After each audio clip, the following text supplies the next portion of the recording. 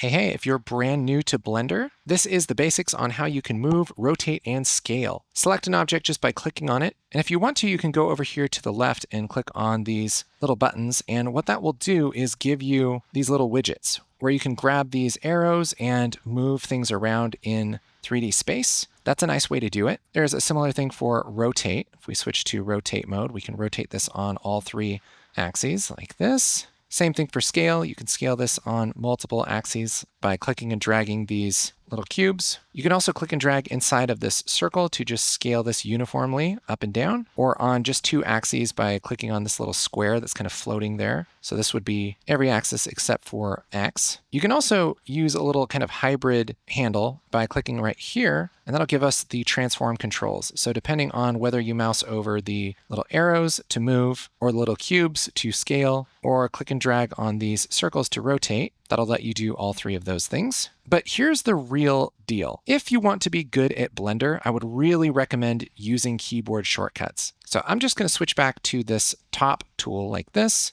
and I'm just going to select this cube. And to move it, I'm going to hit G on the keyboard, G for grab, and that's going to let me move this all around based on where my camera is. And so if I'm looking at this from the side and I hit G, I can move this kind of up and down and left and right, but not so much back and forth. If I'm looking at it from the top, I can move it back and forth, but not up and down. What's cool about this is that if I hit G and then I can hit X, Y, or Z, I can constrain it to a axis. So if I want to put this on the green Y axis, I can just hit Y after I hit G, and that will move this on the Y axis. I can click anywhere to finish that transformation. I could also right click to cancel to move things around by hitting G for grab, putting it wherever you want to go. And as you're grabbing this and moving it, you can constrain it to a axis by hitting X, Y, or Z. Now, similarly, there are other controls for the rotation. So rotation is R for rotate, and that will rotate based on the camera view. Or you can hit R and then an axis like the Y axis, and that will rotate that around the Y axis, right? RZ rotates around the Z axis, and Rx is the x-axis. Same thing works for scale. S is for scale. So I can scale this up or down just by hitting S and then moving my mouse back and forth. And again, I can constrain this to an axis by hitting that axis. I can also ignore an axis by hitting Shift that axis. So this will be everything but X. Shift Y is everything but Y, and so on.